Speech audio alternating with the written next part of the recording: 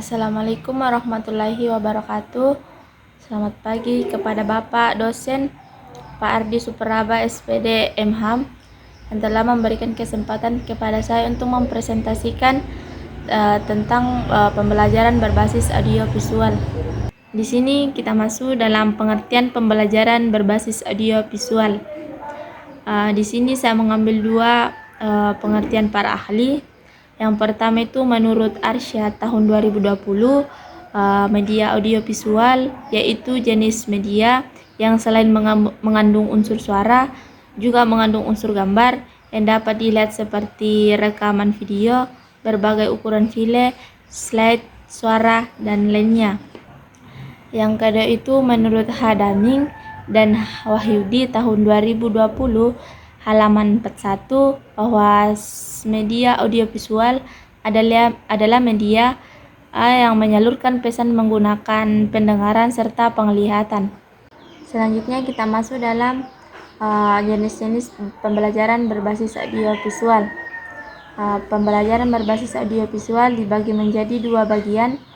Yang pertama itu audiovisual gerak, yaitu media yang dapat menampilkan unsur suara dan gambar gerak seperti film atau gambar hidup, merupakan gambar-gambar dalam pram, di mana pram demi-pram diproyeksikan melalui lensa secara mekanis sehingga pada layar terlihat gambar hidup yang bertujuan untuk hiburan, dokumentasi, dan pendidikan. Yang kedua itu ada video, di mana video sebagai media audiovisual yang menampilkan gerak semakin lama semakin populer dalam masyarakat kita. Pesan yang disajikan dapat bersifat fakta, kejadian, peristiwa, penting berita maupun fiktif, seperti misalnya cerita. Yang ketiga itu ada televisi. Televisi adalah media yang menyampaikan pesan-pesan secara audio visual diserta dengan unsur gerak. Televisi tidak hanya digunakan sebagai hiburan saja, tetapi juga sebagai media pembelajaran. Yang kedua itu media visual diam, yaitu media yang dapat menampilkan suara dan gambar seperti bingkai suara atau sound slide. Pada dasarnya sound slide sama dengan film strip. Perbedaannya adalah bahwa slide dapat diproyeksikan satu persatu, dengan film strip merupakan rangkaian atau keseluruhan penyampaian ide tertentu. Manfaat pembelajaran berbasis audiovisual. Manfaat media pembelajaran berbasis visual dalam proses belajar siswa adalah sebagai berikut. Yang pertama itu pembelajaran akan lebih menarik perhatian siswa sehingga dapat menumbuhkan motivasi belajar siswa. Yang kedua itu bahan pembelajaran akan lebih jelas maknanya sehingga dapat lebih dikuasai oleh siswa dan mencapai tujuan pembelajaran. Yang ketiga, metode mengajar menjadi lebih bervariasi sehingga siswa tidak mudah bosan dan guru tidak kehabisan tenaga. Yang keempat, membangkitkan rasa ingin tahu dalam media audiovisual dapat menimbulkan ketertarikan karena terbentuknya yang menarik secara visual disertai dengan suara.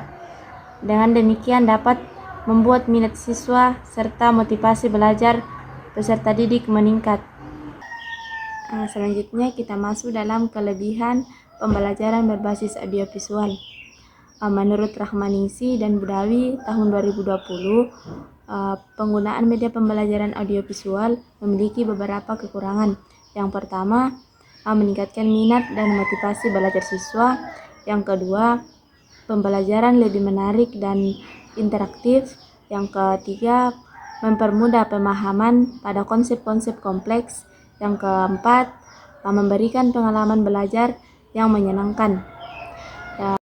Yang kedua itu kekurangan pembelajaran berbasis audiovisual. Menurut Asisa dan Fatimah tahun 2022, pembelajaran audiovisual memiliki beberapa kekurangan. Yang pertama, keterbatasan akses terhadap teknologi. Yang kedua, memerlukan biaya yang cukup tinggi untuk membeli perangkat teknologi. Yang ketiga, memerlukan keterampilan khusus dari guru untuk menggunakan media secara efektif. Selanjutnya kita masuk dalam kesimpulan.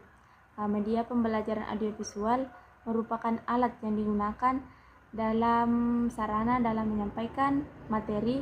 Dengan adanya alat bantu atau media pembelajaran akan memudahkan guru dalam melaksanakan pembelajaran dan membuat siswa menjadi lebih suka belajar, lebih intensif, dan banyak potensi yang dikembangkan.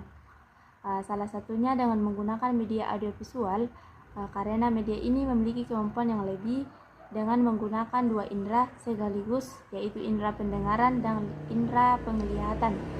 Dengan media tersebut diharapkan bisa membangkitkan motivasi dalam belajar dan memperjelas materi.